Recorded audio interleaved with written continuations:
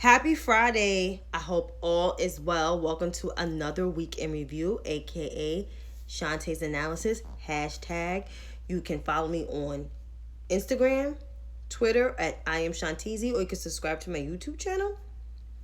So I am here with the usual, and hello everyone that welcome in, with COVID-19 numbers. So according to the Johns Hopkins University and Medicine website, coronavirus.jhu.edu. Global confirmed cases around the world is 237,224,675 cases of COVID. Global death toll is 4.8 million, so the exact number is 4,842,443. U.S. confirmed cases is 44,289,976 cases of COVID-19. U.S. death toll is 712,693. So we have surpassed the death toll from, influenza. So we passed the death toll, and I said hello to everyone that came in. Folks that I haven't seen in a long time, hello. And so we have it's bad. But the good thing is we have the vaccine that's out. And to understand this vaccine, the same website, Johns Hopkins website. What's going on, Chantay? Thus far, I believe is with 328 million people. Don't have the actual number. Fully vaccinated people according to states. California has 24.1 million people vaccinated. Texas have about 15 million. New York has about close to 12 million. Florida's next. Pennsylvania. So all of that under us. So the exact number for my state with fully vaccinated people is, about 12,000. That sounds about right. And we have a total of 55,000 deaths. And then you look at Florida is right behind us with 12.4 million. So, yeah. The good thing, the news that we got this week, according to the Washington Post or what is it, NBC News. I think the alert is off my stuff, but Pfizer approved this week kids from 5 to 11 to be vaccinated, which that's a long time coming. I'm glad it came, and now it's FDA approved. Parents should have no excuse why kids can't get vaccinated. But, of course, you have parents that's against masks already. And now that the FDA has approved the vaccination, kids being vaccinated, the Pfizer vaccine being approved by the FDA for kids 5 to 11, ages 5 to 11, parents are going to have problems like, it's their bodies, my child's body, my child's not taking it. So here's the thing. Kids are in school. Full capacity. They have to have a mask. Some have social distancing measures. Some schools don't. Some governors understand the severity of COVID and have COVID measures in place. There's governors that just don't give a damn and want to mess up the Biden and Harris agenda as much as they can. So, to all these parents that don't want to get their kids vaccinated, and those who attend public school,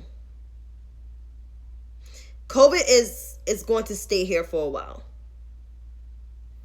COVID is, unfortunately, part of our culture.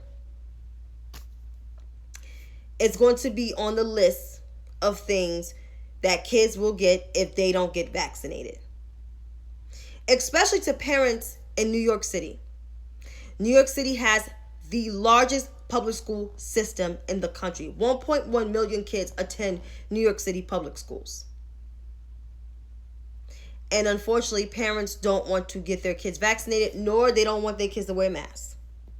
So all parents from New York City especially, and to all other parents that have their children attending public schools, now that we have access, the children, have access to the Pfizer vaccine, ages 5 to 11, I suggest that you get your child vaccinated to protect them from getting COVID-19, because these new strands out here are much deadlier than last year's strands from Europe. These strands come from India, Brazil, Peru, and South Africa. We got 4 additional strands on top of the other strands that we have.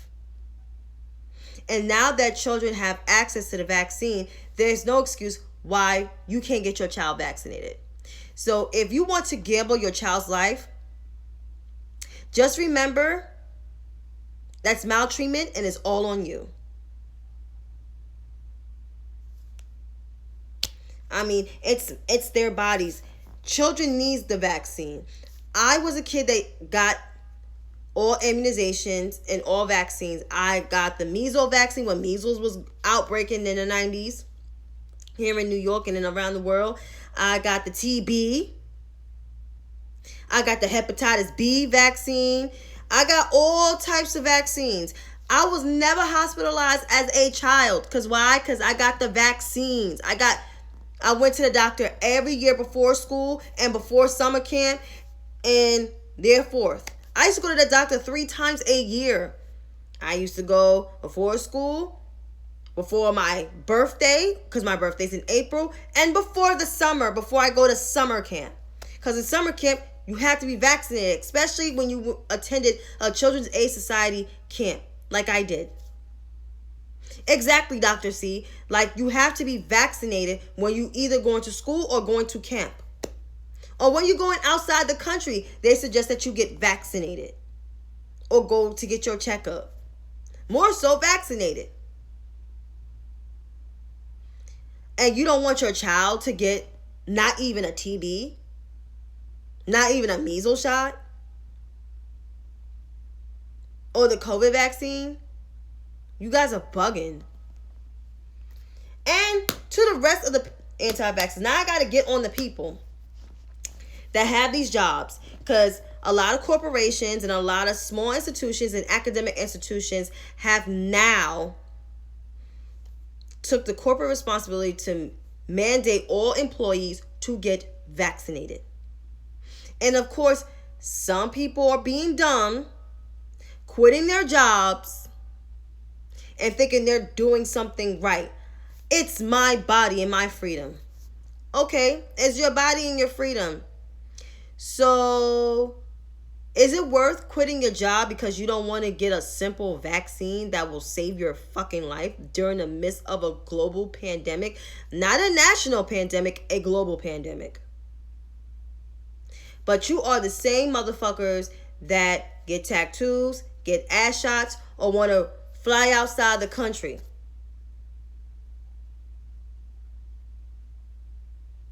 I mean, make it make sense. So the fact is that you quit your job because you don't want to get the vaccine. That is so fucking selfish. And it's irritating as fuck. You're right, Yvonne. So my message to all of the anti-vaxxers, if you're listening out there, and yes, I've been making an announcement and a message to all anti-vaxxers for about several weeks now, because it seems like every time when it's news about someone in the hospital, it's someone that's not vaccinated and still refuses to get vaccinated, even if they have COVID or they're dying from COVID. So my message to all anti-vaxxers who either don't want to get the vaccine because their job is mandating them, or they just don't want to get it to save their lives and save their families. Let me tell you something. You guys are selfish as fuck. You guys are stupid as fuck. You rejecting a life-saving vaccine that has results of actually saving you from getting COVID worse. The vaccine is not a cure. However, it's protection so you don't go to the hospital once you catch COVID. You stay home and recuperate, which I'm not hoping no one catches COVID. But in the event that you do, you will be able to not go to the hospital because you've been vaccinated. But to those who just want to be dumbasses and want to protest and think they're doing something correctly, let me tell you something. You're endangering not just only yourself, but the people around you. And that includes your kids if you're parents. So if I were you, I would think wisely. Take the vaccine and still wear your mask. But if you want to fuck around and find out, there's the hospital, there's a ventilator, and there's a 90% chance that you won't get off the ventilator. So think wisely. And there's another thing. Stop listening to these holistic woke doctors that is telling you to drink black seed oil or take horse doomer, whatever it is, to prevent yourself from COVID. Because it's not going to help you. Not now. Not when it's cold and flu season and it's a pandemic. But if you want to pick your poison, do so. Just don't have people like me feel sorry for you. Because I won't. Oh yeah, screw around and find out they ventilators, you have a 10% chance of life. Ask Jeremiah, the singer. But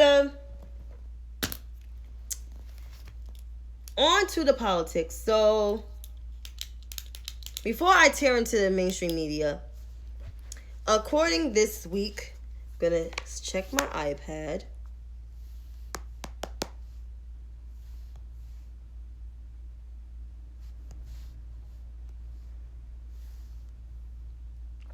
The Senate passes a short-term increase to the debt limit House to vote on it in the coming days.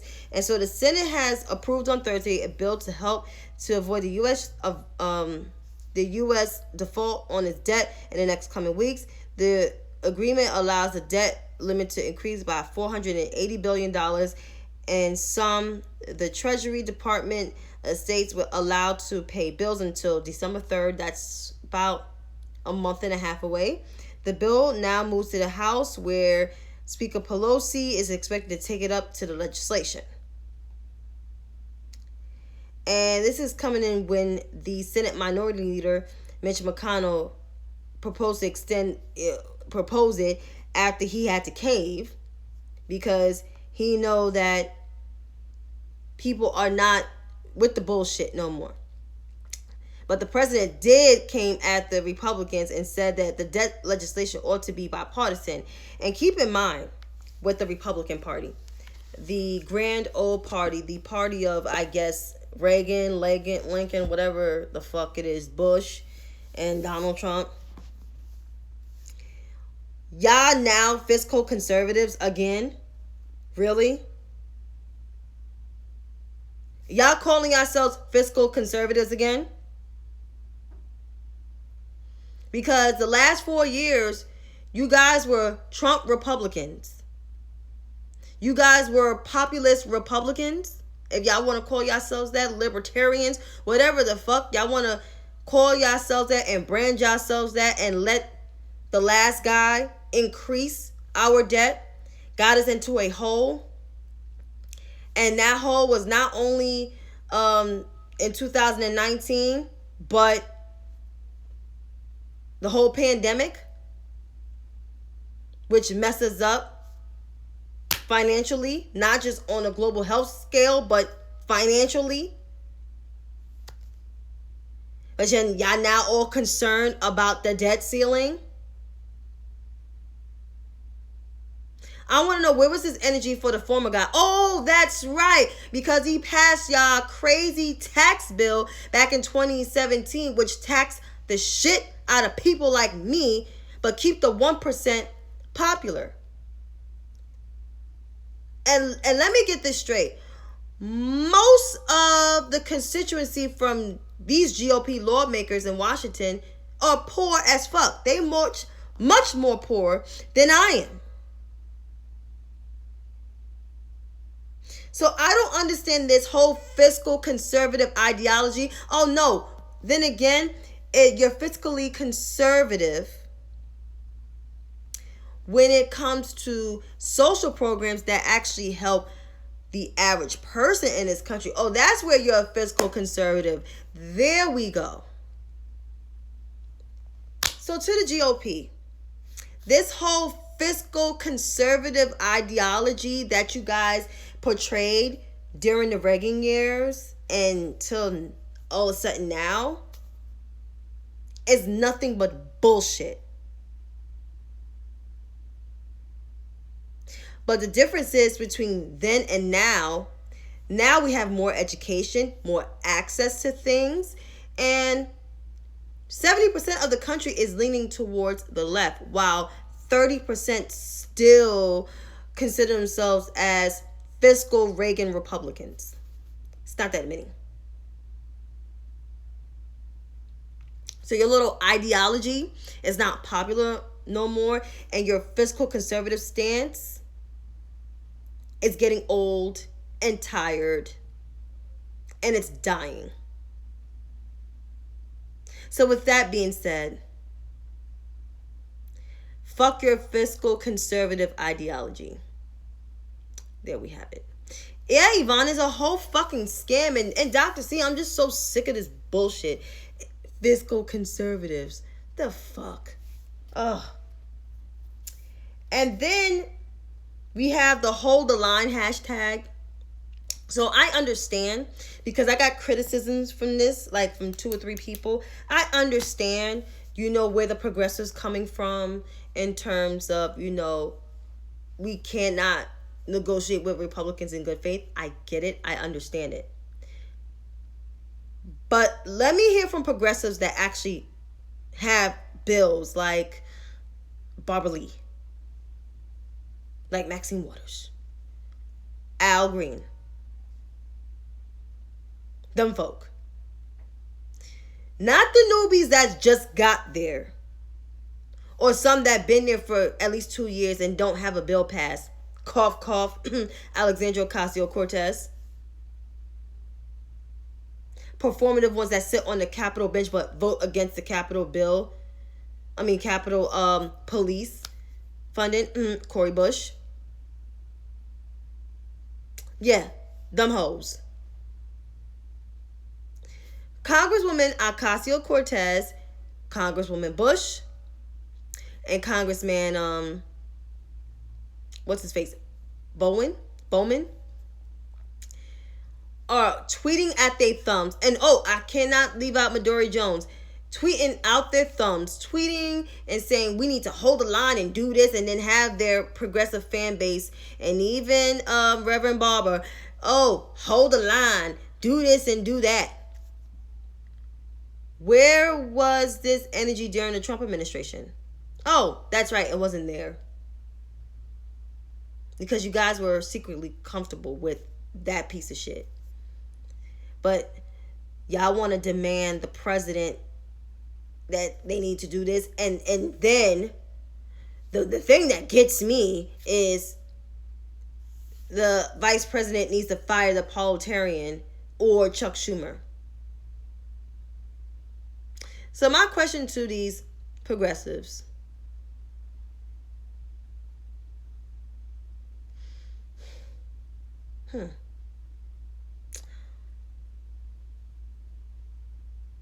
why so much smoke for the vice president? There was a lot of vice presidents that listened to the parliamentarians.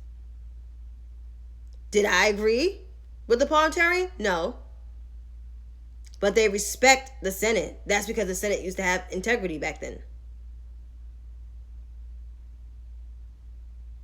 And do these progressives know that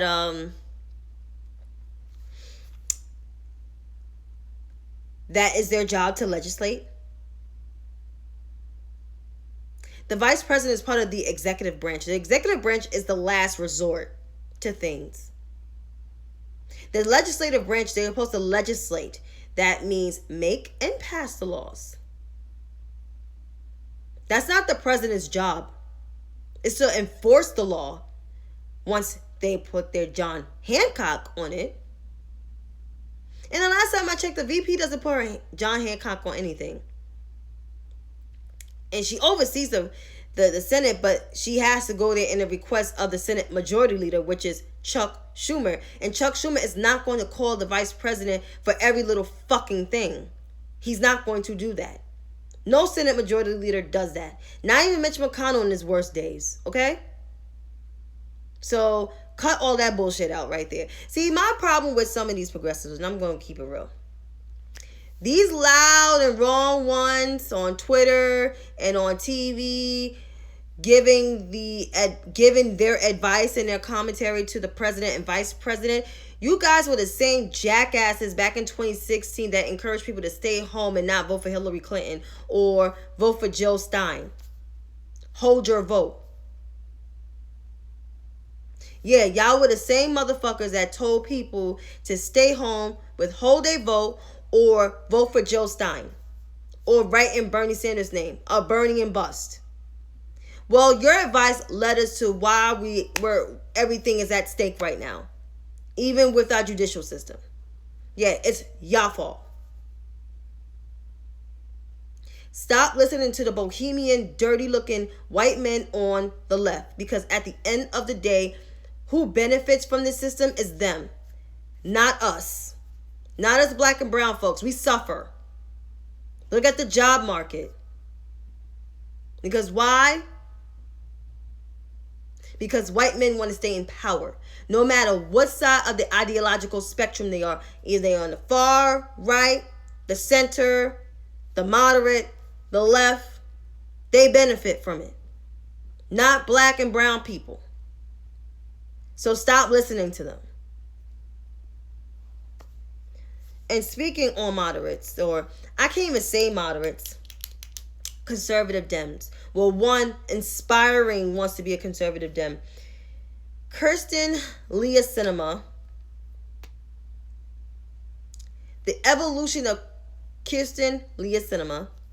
She was a Green Party voter. She was a Ralph Nader voter in her younger days. And when she served in the House, she didn't have this kind of behavior. She didn't display this kind of behavior. And since her days in the Senate, it's been kind of strange. She's all of a sudden a moderate, conservative leaning Democrat from Arizona. Kind of interesting, don't you think? And I learned this week on Joy Reid's show that she was a Ralph Nader voter. So no wonder why she's acting like a libertarian pompous ass. But as I gave my advice to Miss Kirsten Leah Sinema, or Kirsten Leah Sinema, I want to ask Senator Sinema, why are you acting like this? You was never like this in your younger days. You were so progressive and so far to the left that people actually like your dumb ass. And then when you get to the Senate, because people were rallying behind you against McSally, you start acting like a conservative chaos agent on the Democratic side. Your younger self, if your younger self was around, you wouldn't have been doing this dumb shit. And then when you're questioned about the positions you take stances on, you avoid the media at all cost. Are you scared, Senator Sinema? Are you all right? I don't know what your position is. And you can tell me to fuck off with your ring all you want to. I can give two fucks. But I'm going to tell you this. As a person who is a coastal elite Dem, if y'all want to characterize me that way, your decision impacts the whole 50 states and some territories, including me. So if you want to be a chaos agent, I suggest that you retire from the Senate and have your dumbass governor actually put someone there and let that person run for your seat, and finish out your term, or let them lose to the actual Democrat in 2022. Because what you're fucking doing, you're holding up progress. And the crazy part of all of it is you are a co-sponsor of a bill that will actually help restore the rights for people to vote and not let that be touched. So, Senator Sinema, if you keep doing this bullshit, you will lose your seat. And you will be censured by the Arizona Democrats. Because nobody ain't fucking playing with you. Shit is real in the field. If you don't see it now, trust me, you will feel it. But yeah, I mean, oh gosh, that woman. And to the mainstream media, let me just say this to y'all.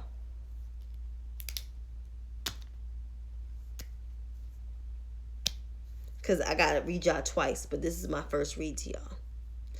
Mainstream media, that's networks like CNN, MSNBC, Fox, Newsmax, ABC. Y'all in this too. Let me tell y'all something.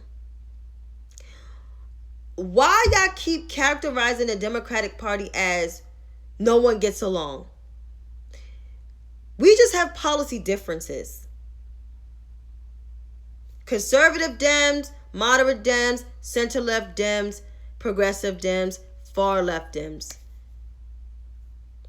We have policy disagreements. But however, we respect each other. We don't name call each other. We actually get shit done for the betterment of the country. Unlike the grand old party who wants to take us back to a time where I was considered 3/5 of a person. But then again, y'all want the conservatives because they give you guys news and drama. Versus the Democratic Party, we actually give you substance on policy, governance, foreign policy. Yeah, we do. And diversity, inclusion. That's our party. So if you want to know what the Democratic Party is, mainstream media, I suggest you talk to Democrats and get some actual substance and not drama. Stop being motherfucking sensationalist. You look sad, bad, wrecked, and pressed out here. And as for the Biden and Harris administration, which is the HBCU funding. So there's been a lot of misinformation, and the only person that seems to get it right is Roland Martin. But there was a thread by the person that he had on there who is actually HBCU president. I retweeted that tweet, and I'm going to find a thread so I can read some of the information to you guys. It's going to be long-winded, so I'm trying not to be as long-winded as possible. So here's some of it.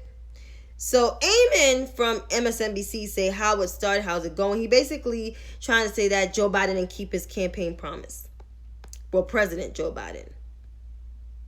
So I was like, that is a whole bunch of nonsense. Here's the truth. And Dr. Walter Kimbrough says a thread on the $30 billion HBCU cut lie. It's a lie. Critical thinking and understanding context have officially died in America. So folks are sharing this propaganda recklessness. So let me give some facts. Of course, Coon Darrell Scott said they gave him time. He's going to help the black community. He just got in office. Then this happened. HBCU funding cut by $30 billion under Joe Biden. And he said, and some black Democrats are not having it. Oh God. And then Laverne Spicer, she's stupid. She can't read English. She said Build Back Better, but cuts HBCU funding. Now, all of a sudden, they freaking care about HBCUs.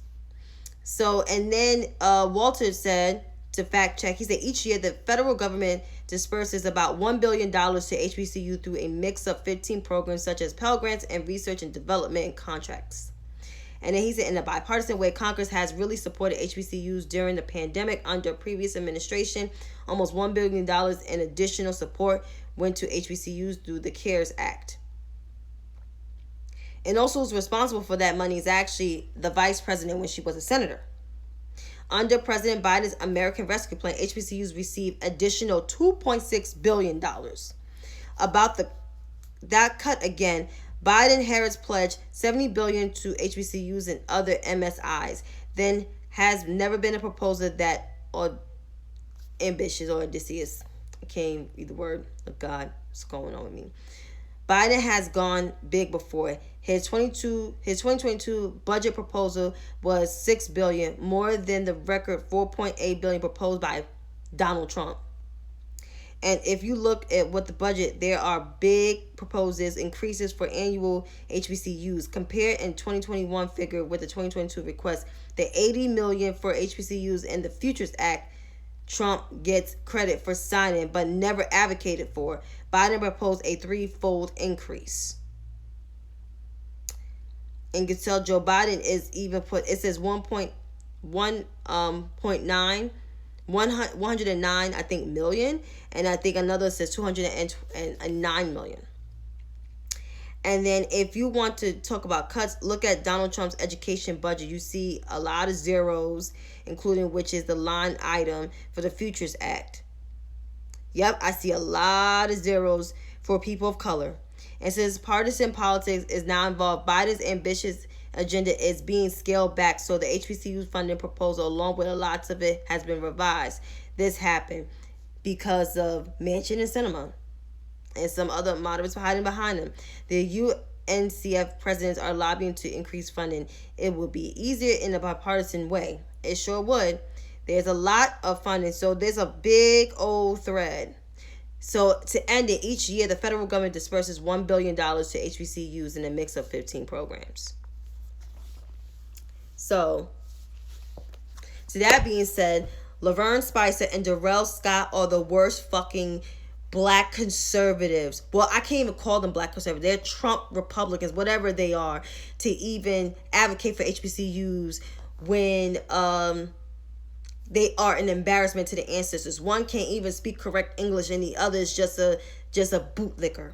But that being said, the Biden and Harris administration are funding more money than Donald Trump did to HBCUs. And Vice President Harris, when she was Senator Harris, proposed money to HBCUs because Donald Trump wasn't going to. He didn't even give a fuck. So all this misinformation from black commentators, which surprisingly, April Ryan, how dare you? You guys really need to do your research and look on the White House website before even asking questions, dumb ass questions, which you can find the answers to in 30 minutes on a quick Google search on the White House website. Does April Ryan remembers what Donald Trump said to her, why you can't set up a meeting with the Congressional Black Caucus? I guess people have amnesia these days, or, just forgot how disrespected they was from the New York bum in the White House. I guess people love abuse. People really like to be abused in America. I know I don't. But I was very surprised with April Ryan. Yes, I unfollow her, but I'm not going to disrespect her. But I would like to give her this kind advice. April, I don't know what you're trying to do. I don't know what this is about. But going forward, when you want to talk to the vice president, make sure you talk to her press team. Simone is really nice. That you can set up an interview with her instead of shouting questions across the room, which you can find the answers to 30 seconds on the White House website. And FYI to all the black political commentators, some of the ones I'm very surprised at, you can go on the website, the White House website, and research that information for yourself. Because y'all retweeting misinformation proves that you guys are nothing but sensationalists and no one trusts y'all at this point in time. And if you're mad and you want to side in my mentions, I am open for a motherfucking conversation. If you want to go toe to toe with this one, I'd be more than happy to. Because I don't tag y'all in posts because I ain't got to. I can call y'all names and write your names on the motherfucking list, and y'all all will be mad, and your followers will be mad too. Because let me tell y'all this. This administration is doing everything they can to improve this country. This country's not perfect. This country got some deep-rooted issues and problems with people of color. But you have an administration that acknowledges that and is trying to do something about it. But then you got jackasses that don't know shit. And then the problem is you have too many white men that don't know how to shut the fuck up on all sides of the aisle. And these stupid black people like Darrell Scott, Laverne Spicer, and even some on the far left like Nick the Framingham Socialist inviting these motherfuckers in to talk. Shut up. Shut up. Like, it's just that simple. If you don't know something, it's always good to sit down and just shut up. And to the mainstream media, black media in particular, I'm very disappointed. It seems like the only person that got it right with the HBCUs that actually bought the source was Roland Martin. And some of y'all need to take tips from Roland Martin. If you want to know something about HBCUs, because he actually is an HBCU alum, talk to the source before shouting out questions across the room, or making a video, or appearing on TV spreading misinformation.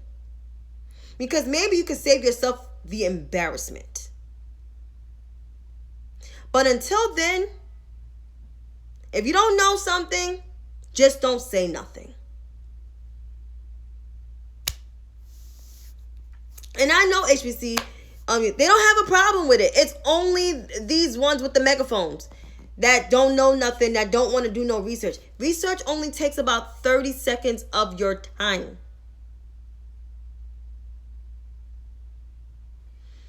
But who am I? Who am I? But I'm getting through everything on my list. I address everything. You see how I write everything down? Just write everything down on this notebook. So these 22 midterms and everything, everybody's talking about midterms and everybody's talking about, oh, Democrats is going to lose. No, Democrats need to run on the agenda. If all of our agenda gets passed towards the end of this year, which I have high hopes for, which I know it will, we can run on the American Rescue Plan because that was the biggest success. We can run on if the John Lewis bill passed, and we can run on how we save America from, defaulting on our bills. And we can run on messages like that, and messages on, the George Floyd Justice and Police Act and funding HBCUs. We can maintain our place in the House. We can maintain majority in the House, and we can expand our majority in the Senate. But if we do not run on these things and counterpunch the GOP's messaging,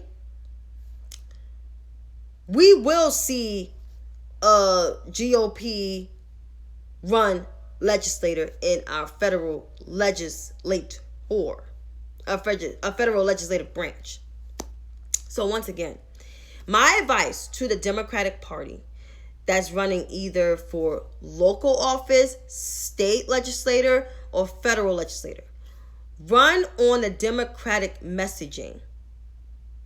Run on how we got vaccines available to everyone from every pharmacy, private hospital, private doctor, general and public hospital. Let's run on the American Rescue Plan. Let's run on the child care tax and earned income credit. Let's run on expanding healthcare. Let's run on expanding infrastructure possibly, and all the rest of the agenda that be passed. If all these other agendas in our federal legislature being passed, we can run on those things. And even still, we can still run on the American Rescue Plan, how we got cash assistance to everyone, how we got every shots in every arm. We can run on those things and how we withdraw from the war in Afghanistan. We can run on things like that. If we don't talk about things like that, the GOP will get in. So until then, Democrats, run on your accomplishments. Period. Absolutely, girl. Absolutely. In terms of the gubernatorial elections, so there's some this year. There's Virginia, which is and New Jersey. New Jersey is the state below. You know, there's a possible that the Democrats will win. But once again, you have to run on how you handle COVID and everything. So I can't give advice to those states because I'm not from those states. But I know in my state next year, there's a gubernatorial race. And the current governor is deciding to run for a full term.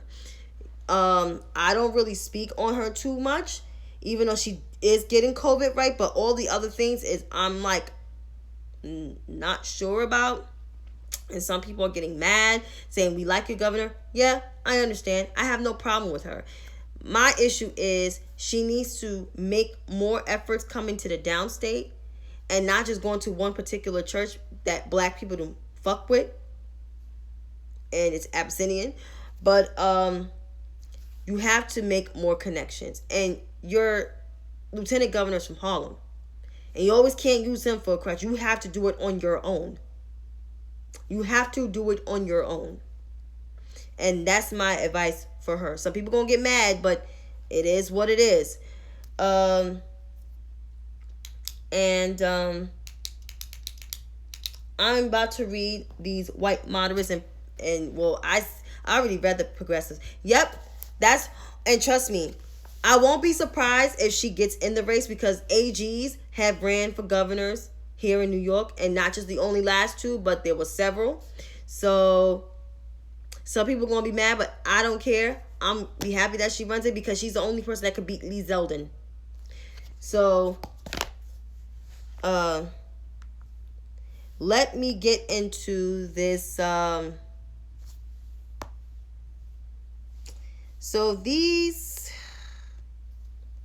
So I tell y'all, like, besides white progressive men and white conservatives, I know where they're coming from. I know which angle they always come from. But these white moderates are very interesting. So I put out a tweet several months ago, I believe. And, you know, it's interesting that I tweeted, my initial tweet was, and this was when, you know, Andrew Cuomo announced his resignation. The governor of New York is about to peace out. Lieutenant Governor Hochul at the time is about to be the governor, and Bill de Blasio is about to be gone soon because he's going to be gone on December 31st. However, I can't wait to vote for Eric Adams for mayor and possibly a Tish James for governor. Team Black People, that's hashtag. So, Hunter from upstate said this to me.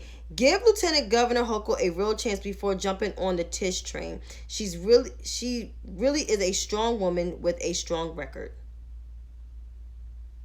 And I said, nobody is doubting her. Read my tweet again. Thank you. And then,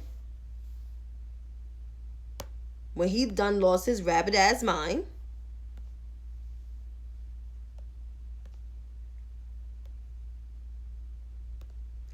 I said, this man said I was jumping on the Tish train. And when questioned, I said, a white man told me this. Not surprised. He said, nobody cares about my race. Literally nobody. I'm not talking down to you. I never do that. So I'm going to read that again. Nobody cares about my race. Literally nobody. I'm not talking down to you. I would never do that. And then my good sis said, you have a lot to learn about white supremacy and systemic oppression. And I was blocked because my followers kept it real, and I added on. So here's the thing.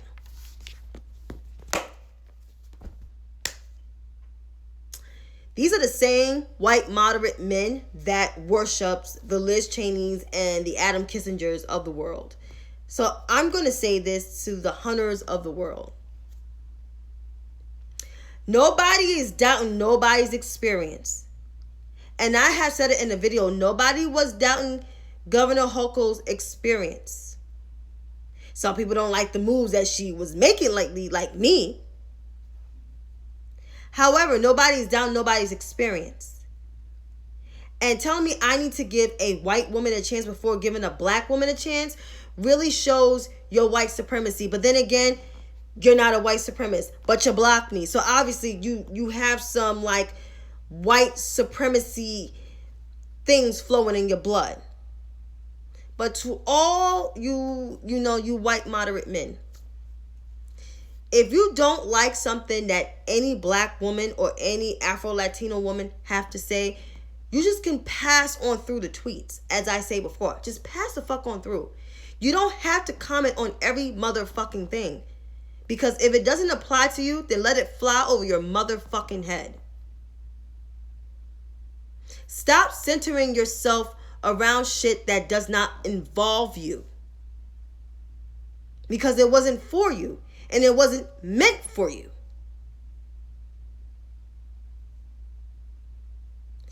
Like, it's always a saying, minding your business is free of charge. Take advantage of it. Because when somebody replies to your comment and calls you out, then you get mad and go blockity block. And that's what Hunter did. So that's why I'm calling out his white male supremacy and his misogyny. And for the record, as a black woman, I worship no centrist white woman who is not even doing the most of making an effort. Yes, you have a black man as your lieutenant governor, but what you have him doing? Because people want to know what he's doing. Because the media sure enough is slandering his ass like crazy, especially New York media. So I want Hunter to get off my clitoris, which he's off. But I want Hunter to realize, like, if you keep interacting with black women like this, you're eventually going to run off of Twitter or might be run off Twitter. So I hope that sink in. So until then, I'm going to leave these parting words, and I'm going to leave it for men that think like Hunter.